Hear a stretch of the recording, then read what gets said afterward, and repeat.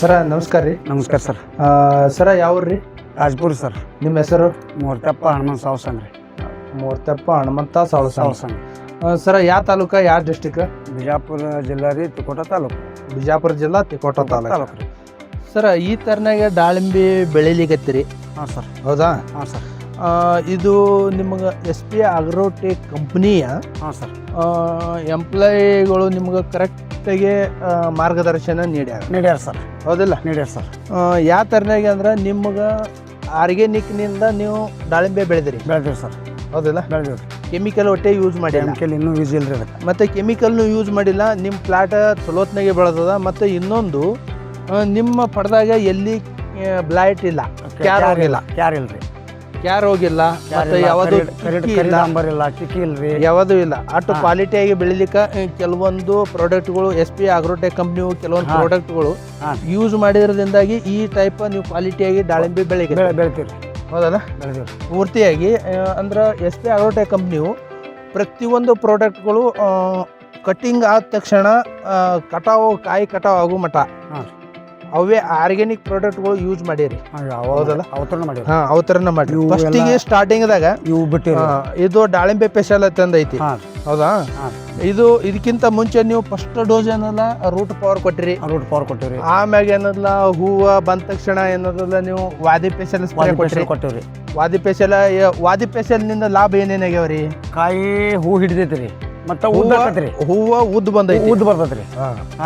ಉದ್ದು ಬಂದೈತಿ. ಶಿಸ್ತಾಗಿ ಏನಲ್ಲ ಕ್ವಾಲಿಟಿ ಇದು ಏನಲ್ಲ ಬೆಳಿಲಿಕ್ಕ ಕಾಯಿ ಹೂವ ಇದ್ದಾಗ ಎಷ್ಟು ಮಿಡಿ ಸ್ಟಾರ್ಟ್ ಆಗೋ ಮುಂದತ್ ಉದ್ದು ಬರ್ತದ ಅಷ್ಟು ನಿಮ್ಗ ಕಾಯಿ ಸೈಜ್ ಬರ್ತದ. ಹೌದಲ್ಲ?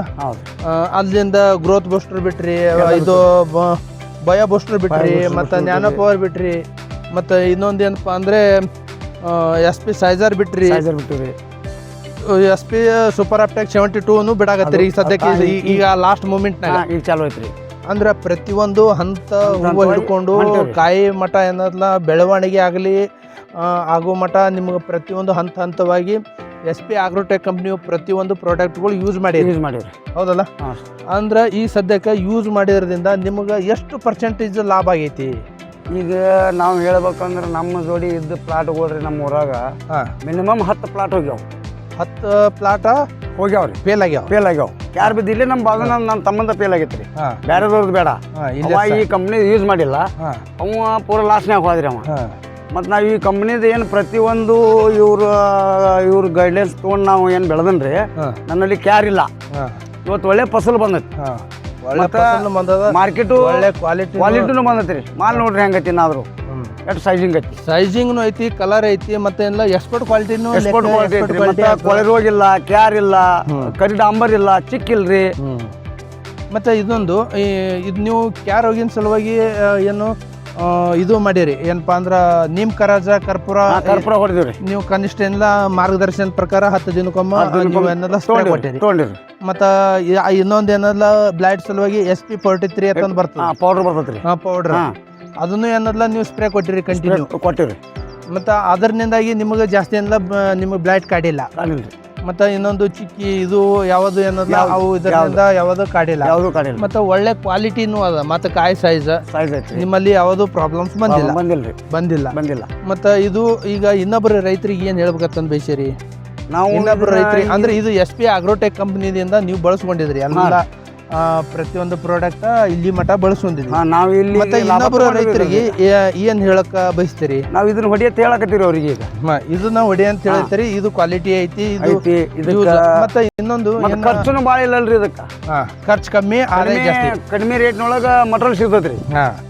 ಮತ್ತೆ ಕೆಮಿಕಲ್ ಹೊಡೆದ ನಾವು ಹಾಳಾಗೋಕ್ಕಿಂತ ಇದನ್ನ ಮಾಡಿದ್ರೆ ನಾವು ರೈತರು ಒಂದ್ ಸ್ವಲ್ಪ ಮುಂದೆ ಬರ್ತೀವಿ ಅನ್ನೋದು ಒಂದ್ ಸ್ವಲ್ಪ ನನಗೆ ಅನಿಸಿಕೆ. ನಿಮಗೆ ಕೆಮಿಕಲ್ಕಿಂತ ಆರ್ಗ್ಯಾನಿಕ್ ಮಾಡಿದ್ದು ಚಲೋ, ಖರ್ಚು ಕಡಿಮೆ ಐತ್ರಿ. ಮತ್ತೆ ಇಳುವರಿ ಜಾಸ್ತಿ, ಕ್ವಾಲಿಟಿ ಜಾಸ್ತಿ. ಇವು ನಿಮ್ಮ ಔಷಧಿ ಯೂಸ್ ಮಾಡೋದ್ರಿಂದ ಗಿಡ ಹೆಲ್ದಿ ಅದಾವ್ರಿ. ಕೆಮಿಕಲ್ ಹೊಡೆದ ಮತ್ತೆ ಅದಕ್ಕೆ ಸಿಕ್ಕಂಗ ನಾವು ಸುಟ್ಟು ತಪ್ಪಲ ಏನು ಮಾಡಿಲ್ರಿ. ಹೌದೌದು.